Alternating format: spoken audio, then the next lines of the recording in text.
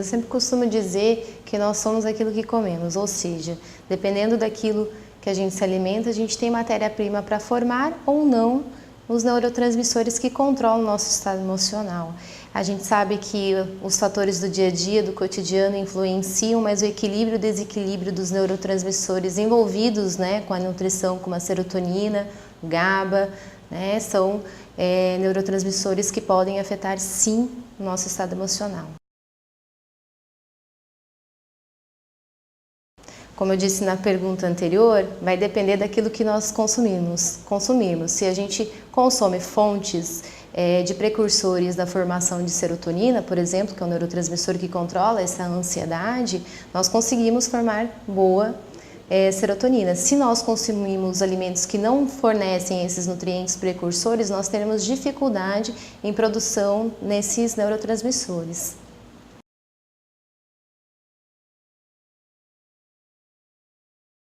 A ansiedade pode levar a transtornos alimentares como a bulimia ou síndrome do comer compulsivo. Isso porque o indivíduo geralmente come, o indivíduo ansioso come sem ter fome, simplesmente por um estado momentâneo de felicidade. O carboidrato, que é fonte dos principais alimentos do nosso dia a dia, ele aumenta a produção de insulina, que favorece a entrada do triptofano, que é um aminoácido precursor da formação de serotonina. Então o indivíduo ele se sente mais feliz, mas é momentâneo.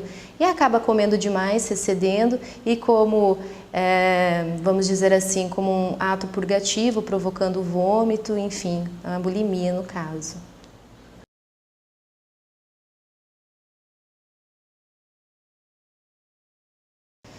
A ansiedade, o indivíduo ansioso geralmente é um indivíduo estressado. O estresse leva à liberação de cortisol e adrenalina. Esse hormônio tem como característica manter os níveis de açúcar no sangue sempre constantes. Para isso, ele faz degradação de massa muscular, favorecendo a perda de massa muscular e assim diminuindo o metabolismo de repouso. Consequentemente, acumula-se gordura.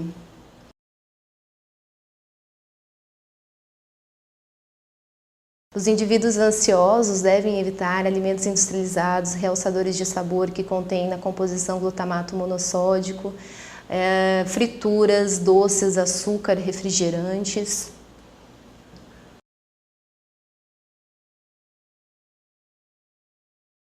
Os alimentos que devem fazer parte de uma dieta saudável, como nozes, leguminosas, mel, banana, lentilha, todos esses alimentos são precursores da formação dos neurotransmissores, como citado anteriormente.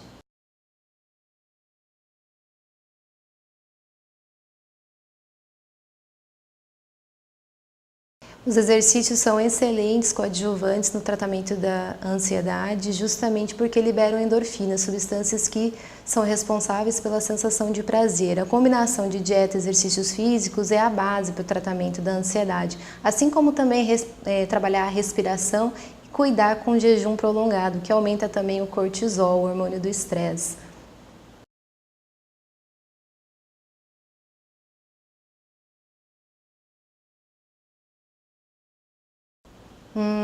Uma crise de ansiedade momentânea pode ser trabalhado com 30 gramas de chocolate, 50% de cacau. O chocolate também tem a propriedade de liberação de endorfinas, melhorando o estado cognitivo, a saúde mental do indivíduo. Chás calmantes também atuam muito bem nessas situações, camomila, melissa, valeriana, mulungu.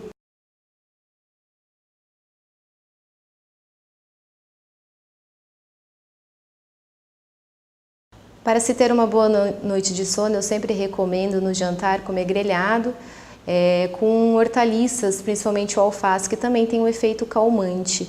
Uma banana assada como sobremesa, assar a banana para romper as fibras, assim liberar o aminoácido, juntamente com mel, que tem um efeito calmante, e canela.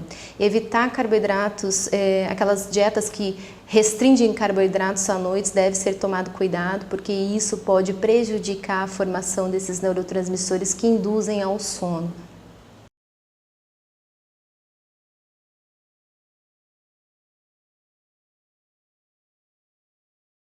Indivíduos ansiosos têm maior dificuldade de seguir uma dieta. Eu sempre explico para se ter paciência e persistência, até que o corpo comece a se equilibrar e formar os neurotransmissores responsáveis pelo controle da ansiedade. Associar a atividade física também é bastante importante no tratamento, justamente pela liberação de endorfinas. Então, o indivíduo que acaba comendo por ansiedade, quando pratica atividades físicas, já não se sente assim. É bastante comum, em alguns casos, os pacientes relatarem que, depois de um mês de tratamento, já não sentem mais aquela compulsão por comer toda hora, como sentiam no início do tratamento.